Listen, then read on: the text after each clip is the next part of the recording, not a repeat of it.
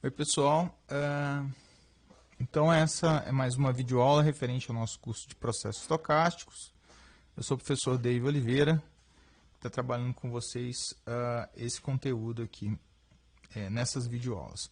Hoje a gente vai falar um pouquinho sobre uma distribuição de probabilidade muito importante, um modelo de distribuição paramétrica muito importante, que é a normal multivariada ou a distribuição gaussiana multivariada. Ela é muito importante em processos estocásticos, principalmente quando a gente vai trabalhar com os chamados processos gaussianos, e nele se inclui os modelos, talvez os modelos mais populares para trabalhar com séries temporais, que são os modelos Box-Jenkins. Então é razoável que a gente faça uma explanação a respeito dessa distribuição. Basicamente o roteiro que a gente vai falar hoje são três partes, né? A primeira parte a gente vai falar um pouquinho sobre a densidade da distribuição normal multivariada, explicar a função densidade. A gente vai trabalhar ou vai ver exemplos, pelo menos para ilustrar, no caso bidimensional, que a gente pode visualizar a forma da distribuição. Vamos comentar a respeito de transformações lineares, que vão ser muito úteis para a gente, para a questão principalmente para determinação de distribuições de funções, né, de transformações lineares sobre o vetor aleatório que possui uma distribuição normal. E ao fim a gente vai comentar sobre alguns resultados de estimação sobre modelos normais multivariados. Exclusivamente a gente vai falar sobre estimação pontual. A gente não vai abordar, existe uma série de tópicos, né, relacionados à inferência em normal, testes de hipótese em normais multivariadas, mas a gente não vai abordar isso, a gente vai tratar somente da parte de estimação pontual. Muito bem, então, inicialmente, a gente tem aqui a definição da função densidade da normal multivariada. Lembre-se que a função densidade, nesse caso, como ela é multivariada, ela é uma densidade conjunta, né, definida sobre um vetor aleatório. Então, a primeira definição é essa. Seja x um vetor aleatório, tá? A gente está assumindo que o x ele está sobre a dimensão RK,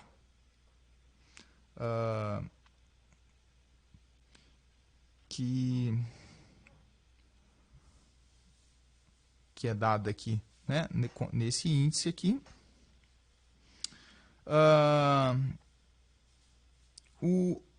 Eu tenho uma componente paramétrica associada a essa distribuição, que é composta por duas informações, dois parâmetros, que de maneira similar à normal univariada, né, a gente tem a notação μ com uma barra aqui, e aqui nesse caso uma notação sigma maiúsculo aqui, com uma barra também, que eu vou adotar essa notação. Bem, o que é o meu μ? O meu μ, na verdade, é um vetor coluna, tá?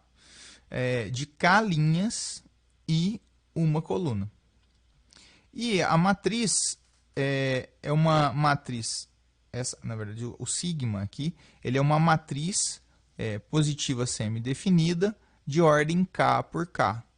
Então, essa propriedade é uma propriedade de álgebra linear, né, que garante que essa matriz possa ser utilizada aqui na definição da função densidade. Ok, então se eu estou tratando de uma função densidade, o que eu tenho uma função de um conjunto, né, de valores sobre o vetor aleatório que vão me levar numa função densidade, num valor único, né, que reflete a função densidade. Como é que esse valor é definido? Então, dado essas informações paramétricas, tanto o μ quanto o sigma, multidimensional aqui, o f, né, a função densidade de um ponto sobre esse RK, vai ser dado por... Aqui tem uma observação que tem que se fazer. Esse índice aqui não é N, tá? Esse aqui é K, ok? Que é esse K aqui relativo a essa expressão aqui.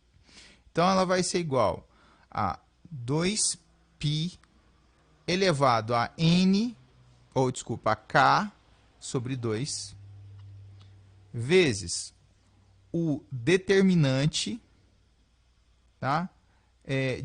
O determinante da matriz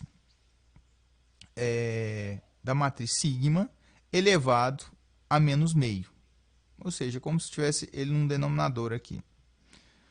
Vezes a exponencial de menos meio vezes. Aqui eu tenho uma operação matricial, tá? Então, vai ser o vetor x barra menos o mi barra transposto vezes a inversa da matriz sigma, tá? Com uma barra aqui, ficou também faltando, vezes o x barra aqui, que é um vetor, um conjunto de pontos, menos o mi barra aqui. Então, essa expressão aqui, ela define a função densidade sobre o caso multivariado. Então, eu vou ter como argumento de entrada, dados os parâmetros aqui, o argumento de entrada vai ser um conjunto de k pontos, tá? E eu vou ter como resultado um valor de uma densidade. Lembrando que as propriedades sobre função densidade a gente vê em probabilidade multivariada. Então, a gente tem todas as propriedades associadas que esta função aqui obedece. Bem, vamos ilustrar um caso com duas dimensões, ou seja, quando k é igual a 2, né? Quando eu tenho um vetor aleatório bivariado, ou bidimensional. Aqui tem uma ilustração de uma superfície, de uma normal definida, obviamente com parâmetros definidos. Então, aqui eu tenho a função densidade, essa dimensão, e aqui eu tenho as respectivas dimensões de x1, tá aqui, e de x2, que está nessa dimensão. Então, a gente vê que ela tem uma distribuição, ou melhor, ela tem uma superfície num formato de uma montanha, né, de um sino também a gente pode observar. E aqui a gente tem uma informação relativa à distribuição marginal associada, tanto em x1 quanto em x2, que é o caso aqui, ó, que pode ser obtida a partir da função densidade conjunta. Aqui, o valor da altura da função densidade, você vê que quanto mais azul aqui, ele destaca o ponto com maior altura. Bem, essa aqui é uma função densidade que tem uma parametrização associada, como eu disse, né? O mi e o sigma. Então, o que acontece? Quando eu mudo o mi, o que vai acontecer é que ele vai impactar na moda, ou no ponto mais alto aqui dessa superfície. Então, quando eu altero, nesse caso aqui, ela deve estar aproximadamente em torno de 0,1 até 2, o ponto máximo aqui, aproximadamente, ele que identifica esse valor de mi aqui, ó, no caso de uma função densidade normal multivariada. O sigma, ele vai alterar, né, a matriz sigma, ela vai impactar na superfície da minha F. Tanto em questão de achatamento, né, da superfície, quanto em termos de rotação da superfície, ou seja, a superfície pode estar direcionada para um lado ou para outro, assumindo que ela tem um grau de achatamento assim, em uma das dimensões, né, em uma das variáveis, maior do que a outra, e a gente consegue visualizar claramente essa rotação. Então, esses dois parâmetros eles vão alterar, primeiro, a localização dessa superfície, né, onde que ela está localizada ao longo do espaço definido, nesse caso aqui do R2, e a sigma vai ser um parâmetro de escala, né, ele vai fazer alterações na superfície da distribuição. Como é que se dá o cálculo de probabilidade em uma normal multivariada? Da mesma forma que uma função densidade multivariada qualquer. Basicamente, então, eu tenho a superfície, que é definida por aquela função inicial que foi apresentada. A gente está destacando aqui em vermelho essa superfície.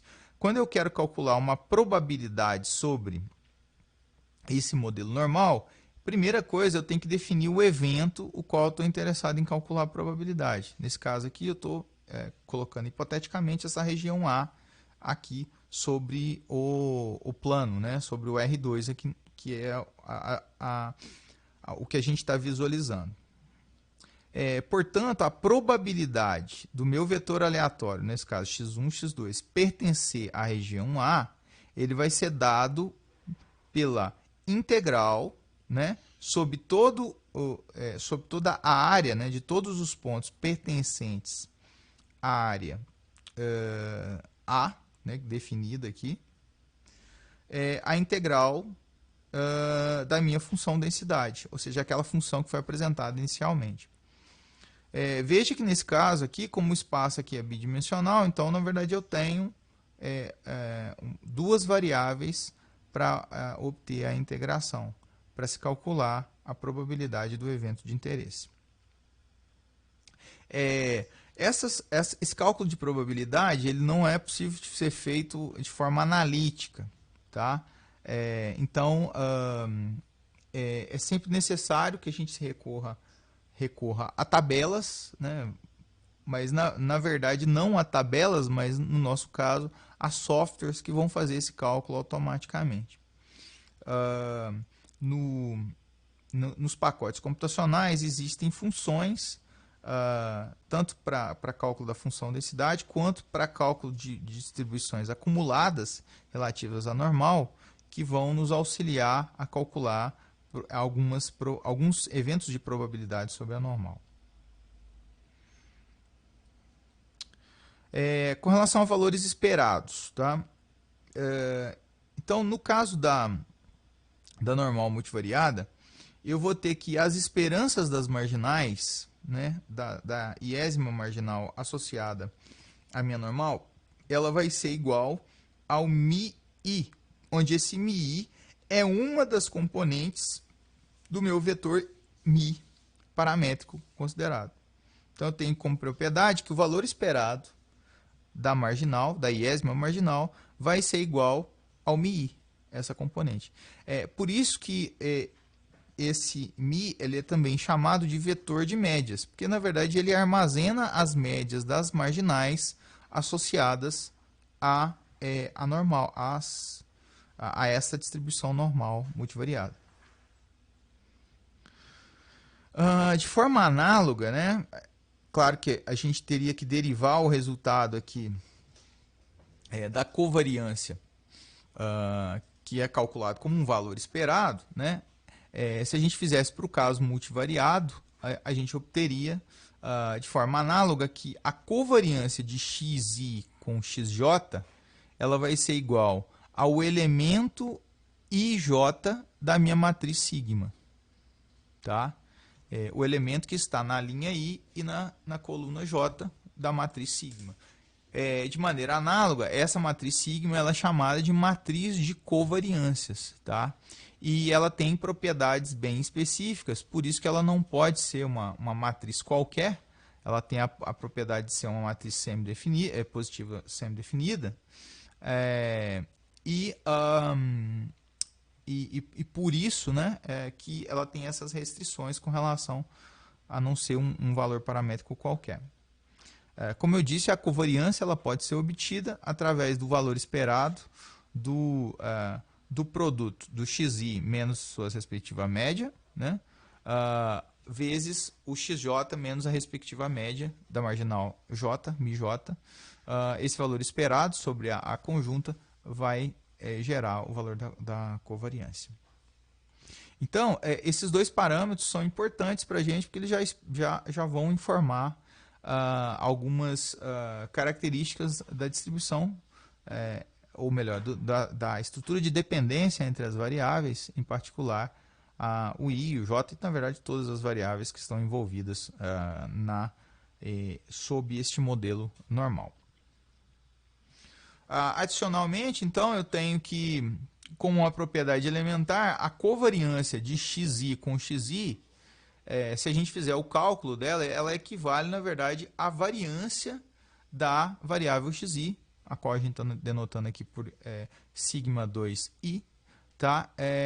Então, é a variabilidade da marginal, a variância da iésima marginal associada a esse modelo multivariado. De forma análoga, uma vez que a gente tem a matriz de covariância e tem as variâncias e, respectivamente, os desvios padrões de sigma i, na verdade, não respectivamente, mas como resultado da variância eu tenho o desvio padrão, eu posso obter o coeficiente de correlação entre xi e xj facilmente, de uma maneira muito fácil, simplesmente dividindo o meu elemento sigma i e j dividido pelos desvios das marginais envolvidas, i e j.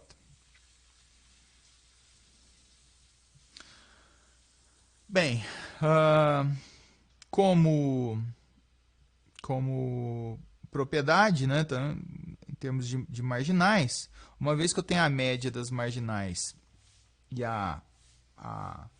as variâncias das marginais informadas no vetor de médias e na matriz de covariância, a gente tem um resultado, primeiro, que é um resultado geral, que diz o seguinte: se eu tenho um modelo normal, um conjunto de variáveis aleatórias que tem como conjunta normal, eu vou ter que as marginais associadas a essas variáveis também vão ter distribuição normal. Tá? Isso não é válido para qualquer variável aleatória, né? A depender da sua distribuição. Então, nesse caso aqui, a gente tem um resultado bastante interessante, porque vai nos simplificar muito em relação ao estudo e à aplicação da normal. A normal, por essa propriedade, ela torna-se um modelo muito interessante de aplicação em situações práticas reais. Portanto, se eu tiver, então, uma x', né, nesse caso um vetor aleatório, que obedece uma distribuição normal multivariada, se eu pegar um x', x barra linha, né, que é um subconjunto desse x' aqui, ele também vai ter uma distribuição normal com uma média, com um vetor de médias e uma matriz de covariâncias associadas a este vetor aleatório. Então, ele é uma parte, né? Quando eu falo marginal, não precisa ser a marginal com uma variável aleatória só, né? Pode ser um conjunto de variáveis aleatórias que esteja contido nesse vetor aleatório inicial. E aí, claro, da mesma forma, o mi' barra vai ser as médias das componentes de xi, né, as componentes das marginais de xi, e o sigma barra linha vai ser vão apresentar as covariâncias das componentes em x'. Vamos ver um exemplo, na verdade, não um exemplo, mas uma ilustração aqui. Vou supor que esse vetor aleatório ele tenha uma distribuição normal. Então, nesse caso, eu estou considerando um modelo com 3 variáveis, né, tridimensional, x1, x2, x3, e estou assumindo que ele tem uma distribuição normal, no qual o meu mi' vai ser composto por mi1, mi2, mi3, que são as médias das marginais de cada um dessas variáveis aleatórias, e o meu sigma será as covariâncias, né, relativas a cada um dessas variáveis aleatórias. Aqui, automaticamente, a gente tem as variâncias, tá? E aqui as covariâncias entre as variáveis x1, x2, x1, x3, x2, x3, dadas aqui. É importante ressaltar, eu não comentei, essa matriz é uma matriz simétrica, né? Naturalmente, ela é uma matriz simétrica, porque a gente sabe que a covariância de 1 com 2 é o mesmo valor da covariância de 2 com 1. Elas são iguais.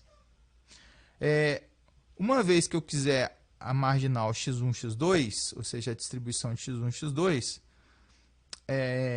eu sei que essa marginal ela é normal pela propriedade. Como é que eu vou obter ela? Simples, basta eu pegar aqui e identificar o x1 e o x2. As médias dessas marginais vão estar aqui, ó, destacadas em amarelo, μ1 e μ2. E eu vou pegar a submatriz da matriz de covariância, na qual essas variáveis estão informadas. A relação entre elas, a variância de x1, a variância de x2 e a covariância entre x1 e x2.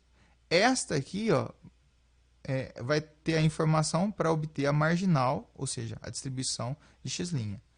Como consequência, a gente tem aqui a x1 e x2 apresentado aqui no x', ele vai ter uma distribuição normal com média μ1, μ2 e com variância essa submatriz aqui encontrada aqui. Se fosse outros elementos, bastaria eu pegar os elementos relacionados a esta variável, a estas variáveis aleatórias envolvidas. Por exemplo, se fosse x1 e x3, eu pegaria o μ1 e μ3 e o sigma 1,1, o sigma 3,3, o sigma 1,3 e o sigma 3,1 aqui para compor a distribuição marginal. Então ela é muito fácil porque eu só preciso lidar, na verdade, com a matriz. Eu não preciso fazer nenhuma operação. Claro que isso é um resultado, né? É um resultado que facilita bastante a nossa vida. Bem, para obter as condicionais associadas a um modelo normal, é simples. Eu só vou pegar a distribuição conjunta e dividir pela respectiva marginal dada, né, em quem eu estou condicionando, né? Com essa razão, eu vou obter a distribuição condicional associada. Existem alguns pacotes computacionais que já geram a distribuição, a função densidade condicional dado um modelo normal. Eles também agilizam bastante, assim, ajudam bastante e facilitam bastante a nossa vida, principalmente quando você estiver lidando com algumas operações. Operações cotidianas de cálculo sobre uma distribuição condicional. Bem, vamos falar um pouquinho de transformações lineares, tá?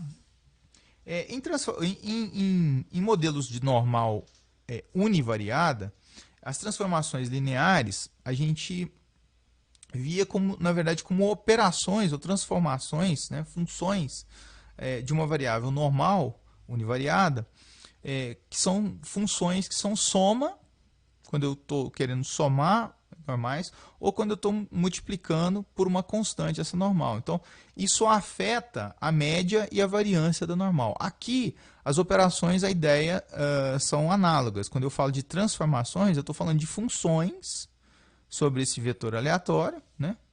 E que são lineares, que simplesmente lidam com uma transformação em termos de multiplicação de constantes ou soma de constantes, ou uma multiplicação por algum termo constante, alguma função constante. Bem, então, como é que funciona? Supondo que eu tenho o meu vetor aleatório, então, obedecendo uma normal multivariada com esses parâmetros associados, eu vou supor que eu tenho uma matriz A, que é constante, tá? São valores constantes, ela não é um vetor aleatório. Então, a gente vai supor ela. E eu vou considerar também B um vetor constante, para a gente construir a operação mais geral possível. Então, dado A, dado B e dado meu vetor aleatório, eu vou dizer o seguinte: estou supondo que o x barra aqui, né, ele tem uma distribuição normal multivariada. Eu vou aplicar uma transformação linear, ou seja, uma função, uma conta em cima do x barra, que vai ser a seguinte conta. A seguinte operação matricial vai ser A vezes x barra mais B. E vou propor uma nova variável y, né, uma nova variável aleatória y, que vai ser a resultante dessa função. Detalhe, eu estou falando aqui da matriz da matriz A e do vetor B, eles têm que ser compatíveis aqui com a operação em X, né? Então, tem todas as restrições de operação matricial que eu posso aplicar. Nesse caso, o número de colunas de A vai ter que ser igual ao número de linhas de X, né? O número de colunas de A obrigatoriamente é igual a K aqui, e idem para o vetor B. Ele tem que ser compatível também com esta operação aqui formulada, né? A resultante dessa operação aqui formulada. Então, essa é uma transformação linear que vai ser a transformação geral, tá? Em alguns casos, pode ser que esse termo aqui seja nulo, pode ser que essa matriz aqui seja uma identidade, ela nem apareça. Então, mas essa é a operação mais geral possível que a gente vai ilustrar o resultado. Dado isso, o que vai acontecer? Y, eu já tenho como resultado que Y tem uma distribuição normal. Então, o resultado de uma operação linear ou de uma transformação linear sobre uma variável aleatória normal é uma normal também. E qual que vai ser os valores do vetor de média de y e da matriz de covariância de y? O vetor de média, resultante em y, ele vai ser a aplicação da mesma operação que você está fazendo aqui em x sobre a sua média. Muito próximo ao que a gente faz no caso da normal univariada. Então, se você tem uma função aplicada, a sua e considerando que o seu x fosse univariado, a sua média é a mesma operação. E a matriz de covariância? Aqui que muda um pouquinho. Se a gente retornar lá ao caso univariado, no caso univariado, a gente sabe que ao multiplicar uma variável aleatória por uma constante, a variância vai ser alterada da forma que ela vai ser multiplicada pelo quadrado dessa constante. Aqui, como a gente está lidando com uma operação matricial, o que vai acontecer? O resultado vai ser que a minha matriz sigma, né, que é referente a x, tá? Aqui tem, inclusive, tem uma falhazinha de notação, tem um x aqui e aqui também tem um x, que é essa matriz aqui, ó. Ela vai ser a resultante da matriz de covariância de y vai ser igual a sua matriz A, vezes a matriz sigma, vezes a matriz A transposta. Então, esta vai ser a nova matriz, ou melhor, a matriz de covariância do meu vetor y definido. Bem, vamos ver um exemplo que eu acho que ilustra melhor, né, ou facilita um pouco a visualizar esses resultados. Vamos por um exemplo. Eu estou considerando aqui uma situação de casais. Isso aqui pode ter um efeito prático para estudo de pensão, né? Se a diferença, por exemplo, de um casal for grande ou for pequena, isso vai ter impactos em termos de pensões para cônjuges, né? Cujo o marido ou a esposa faleceram. Então, nesse caso aqui, eu vou supor o seguinte, que x1, então vou pensar num modelo bivariado, naturalmente, x1 vai ser a idade do parceiro, x2 vai ser a idade da parceira, né? Justamente para a gente ver a questão das duas idades simultaneamente. Eu vou considerar que as idades, né, elas têm uma distribuição normal, multivariada, bivariada nesse caso, né, x1 e x2. E o vetor de médias para as marginais será 30 e 27, respectivamente. Então, eu estou assumindo, e aqui, na verdade, eu joguei valores completamente ao acaso, né, sem nenhum fundamento, mas estou assumindo que os parceiros ou os casais investigados aqui, a média deles é de 30 anos, no caso do homem, e a média das mulheres é em torno de 27. Poderia considerar como se fosse a idade ao se casar, tá? Para ter um efeito de um ponto específico onde eu registro essa idade, né? E, finalmente, a matriz sigma, eu estou colocando com essa estrutura, né? 5, 1, 1 e 4. Então, A variância da idade aqui dos homens é em torno de 5, a variância da idade das mulheres é em torno de 4, e a covariância entre a idade dos homens e das mulheres vai ser 1 aqui, o valor 1. Aí eu posso estar interessado no seguinte, ok, dada essa informação da distribuição, qual seria a distribuição da diferença da idade dos casais? Porque essa diferença que vai afetar, por exemplo, em termos de valores de pensão, né? A chance de um morrer primeiro do que o outro, né? Em termos até de probabilidade. Então, tudo isso poderia ser aferido em termos da distribuição da diferença entre as idades, a partir da informação dessa distribuição conjunta. Como é que eu poderia fazer? Então, eu vou propor uma transformação. Isso aqui é uma transformação linear, aqui, ó, nesse vetor. Então, como é que essa transformação pode ser apresentada? Matricialmente, eu posso escrever essa função, né, x1 menos x2, aqui, como sendo a matriz A, que eu estou propondo, 1 menos 1, vezes o vetor x barra.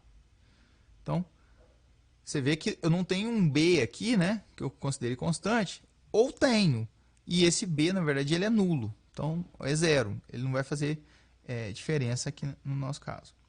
Então, eu posso apresentar essa operação da diferença da idade dos casais dessa forma, matricialmente, considerando as duas dimensões e aqui a natureza, que a distribuição é normal, multivariada. Como é que eu obteria, então, a distribuição de y? Basta aplicar aquele raciocínio, né, ou aquele resultado com relação ao vetor de médias de y e o vetor de médias a matriz de covariância de y. Se eu aplicar a operação, eu vou ter que a média de y vai ser 3, né? E a variância de y, ou seja, a variância da diferença das idades, vai ser 7. Como é que como é que a gente chegou? O primeiro resultado, eu simplesmente aplico o A vezes o vetor de médias. Então, é só o A aplicado a μ. Não tem o B, porque o B aqui ele não existe uma soma de uma constante, então ele é zerado. E o 7 ele é obtido pela multiplicação desta matriz A vezes a matriz sigma, vezes a matriz A transposta, ou seja, seria um vetor coluna 1 e menos 1 colocado aqui. Aí o 7 eu gero como resultado. Vamos ver uma segunda situação interessante, onde eu possa usar essa ideia da transformação linear. Eu vou considerar aqui, ó, primeiro, retornos, tá, associados a algum ativo qualquer, sei lá, câmbio, uma ação específica, café, né, alguma commodity, petróleo. E aqui eu tenho a variação desses retornos, percentuais.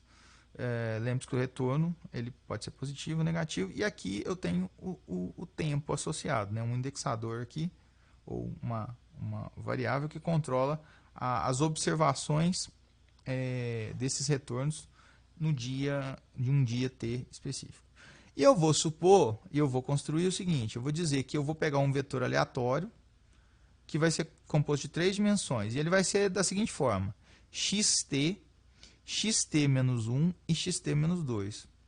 Onde o xt vai ser o retorno de um dia T qualquer. O xt menos 1 vai ser o retorno do dia anterior. E o xt menos 2 vai ser o retorno de 2 dias anteriores. Tá? E eu vou supor que esse modelo, a gente vai propor aqui, hipoteticamente, que esse modelo não, que esse vetor aleatório, ele tenha uma distribuição normal dessa forma. X barra, então ele vai ter um vetor normal 5, 3, 4.5, um vetor de médias, e a matriz de covariância aqui ilustrada. Ok? Aí eu posso fazer a seguinte pergunta. Eu quero obter a distribuição conjunta que vai ser apresentada em y de xt, que é o preço de hoje, ou melhor, que é o retorno de hoje, conjuntamente com o retorno médio dos últimos 2 dias. Tá? O que eu estou fazendo? Eu estou pegando o de ontem, o retorno de ontem, e o retorno de anteontem, e dividindo por 2, calculando sua média. Então, eu quero a distribuição conjunta dessas duas quantidades, desta e dessa quantidade.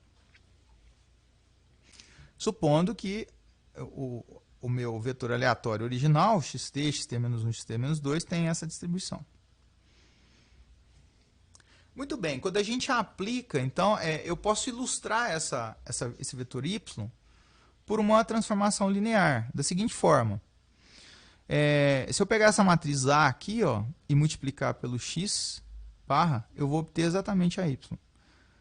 Ó, vou pegar 1, né, a operação matricial, 1 vezes xt, né, mais 0 vezes xt menos 1, mais 0 vezes xt menos 2. Então, anulam os dois termos aqui, sobra só o xt. Então, é a primeira linha, primeira coluna. O elemento da segunda linha, primeira coluna, esse aqui, como é que ele vai ser gerado? Vai ser 0 vezes xt, então xt não aparece aqui, zerado, mais meio vezes xt menos 1, mais meio vezes xt menos 2, que é exatamente essa resultante, a média. Então, se a gente tem essa transformação linear sobre o x barra, né, a gente já sabe como obter a distribuição do vetor y. A gente sabe que ela é normal e, como resultado, ela vai ser o quê? Vai ser o A, essa matriz A, vezes o vetor de médias, ou seja, essa matriz A vezes esse vetor. Tá? Por exemplo, só para ilustrar, o 5 ele vai ser obtido como 1 vezes 5, mais 0 vezes 3, mais 0 vezes 4,5. Então, o resultado aqui é a operação matricial. E assim por diante. E o segundo termo, que é a matriz de covariâncias, ela vai ser resultante da multiplicação de A, né, da matriz A, vezes a matriz sigma, que está dada aqui, ó, expressa aqui, vezes a matriz A', cujo resultado vai dar esse valor aqui. Ó. Então, aqui eu tenho, por exemplo, um resultado interessante. A gente sabe que a covariância entre o valor de hoje e a média do valor dos 2 dias anteriores vai ser 0,75. O valor do coeficiente de correlação pode ser obtido aqui simplesmente tirando, né, obtendo aqui o desvio padrão e se dividindo aqui 0,75 pelo desvio padrão. Muito bem, deixa eu comentar a respeito de estimação, rapidamente. Tá? A gente vê, no caso, em alguns tópicos de inferência, a gente vê essencialmente todos os resultados na parte de inferência sobre distribuições normais, univariadas, né? E vê alguns resultados também de estimação pontual. Né? De maneira geral, a gente vê os métodos. Né? Então, aqui eu vou ilustrar só o estimador de máxima verossimilhança, embora existam outros métodos. Aqui a gente vai falar só da estimação pontual. Tá? O resultado a gente tem, então, lembrando que se eu tiver que o meu vetor, o meu vetor i, né, x, aliás, perdão, as observações, né, de um vetor aleatório x barra, nesse caso aqui eu estou considerando de 1 até n essas observações. O i representa o iésimo vetor amostrado, né, a observação do vetor aleatório. Se eu considerar que eles são mutuamente independentes, tá? Aí isso vai simplificar, né, o processo de estimação, visto que eu vou poder escrever a distribuição conjunta da amostra aleatória em função do produto das marginais, isso aqui então é uma propriedade para simplificar o processo de estimação. Aqui eu vou considerar que os meus dados, né, como eu disse aqui, o xi aqui, ó, ele está relacionado a um vetor observado, né, o primeiro vetor observado, o segundo vetor observado, o terceiro vetor observado, e assim a seus n's. Se a gente ilustrar, por exemplo, no caso das idades, né, para cada um desses, do caso das idades do casal, só para exemplificar, cada um desses elementos aqui, ó, seriam um par de idades, do homem e da mulher, do homem e da mulher, do homem e da mulher, com N casais. No caso do exemplo imediatamente anterior dos retornos, como eu tenho 3 observações, então seria uma observação de um dia anterior, de 2 dias anteriores, uma segunda observação de um dia específico, de 2 dias anteriores, 3 dias anteriores, e assim por diante. Então, cada um, tendo N observações, eu teria um conjunto de N dias que eu teria investigado aqui. Naturalmente, sob essas condições, eu vou poder construir a função de verossimilhança, né, que é uma função dos parâmetros, né? Nesse caso, os parâmetros são 2 componentes, o vetor de média e a matriz de covariâncias, dados os dados. Né? Então, tudo isso aqui eu assumo que são valores observados, são constantes, portanto. Eu posso descrever isso aqui como o produto das marginais, né, de xi, das marginais aqui, em relação à amostra aleatória, que é multidimensional. Lembre-se que cada um desses x aqui, ele refere-se a um vetor, né? Um par, ou melhor, uma tupla ordenada aqui de pontos, de k pontos, que depende da dimensão definida. Se for k igual a 2, 2 pontos, k igual a 3, assim por diante. Esse f' aqui é o f da densidade, aquela primeira função que foi ilustrada no primeiro momento da aula. Bem, como resultado, então, eu tenho uma função aqui dos meus parâmetros. Eu estou, obviamente, ilustrando aqui só uma dimensão, mas essa é uma função que vai ter como argumentos, a depender do número de dimensões, os valores das médias, né, e os elementos todos da matriz de covariância. Não todos os elementos, porque a matriz é simétrica, pelo menos a metade dela, desses elementos, a gente tem como argumento dessa função.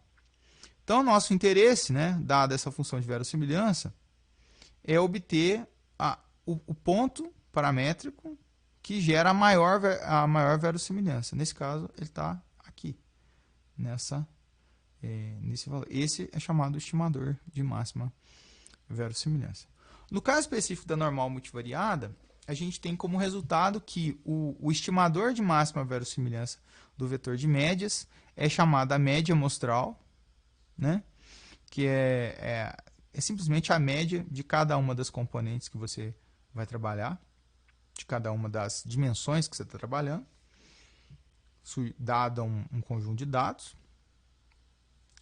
E a matriz de covariância amostral, né, é o estimador da matriz de covariância, sob a máxima verossimilhança. Os dois, a gente tem como fazer essa estimação usando ferramentas computacionais. É muito fácil de se fazer, de se obter esses resultados. Elas serão importantes, por quê? Porque a gente pode, a partir de um conjunto de dados, obter um modelo, ou propor um modelo normal e obter os parâmetros que são mais verossímeis associados àqueles conjuntos de dados. Bem, só comentar a respeito de estimação, existem outros métodos, né? Além da máxima verossimilhança, só para citar, tem o método momentos, tem o método de inferência bayesiana, baseado em inferência bayesiana, pelo qual são formas alternativas de se obter estimadores de μ e da matriz de covariância. Além de tem uma infinidade de outros tópicos associados a testes de hipótese sobre normais multivariadas. Então existe uma vasta área de pesquisa associada à extensão, por exemplo, de modelos de regressão multivariados também. Existe um grande conjunto de técnicas, né? Não só de pesquisa, mas técnicas que já estão validadas já para serem utilizadas nesse universo multivariado. Ok, então com isso a gente termina essa aula sobre normal multivariada. Eu ressalto que ela vai ser importante na hora que a gente estiver trabalhando com processos gaussianos e com modelos de Box-Jenkins, né, que são utilizados na segunda parte do curso sobre séries temporais, ou na parte do curso referente a séries temporais. Beleza? Então um abraço e vejo vocês numa próxima.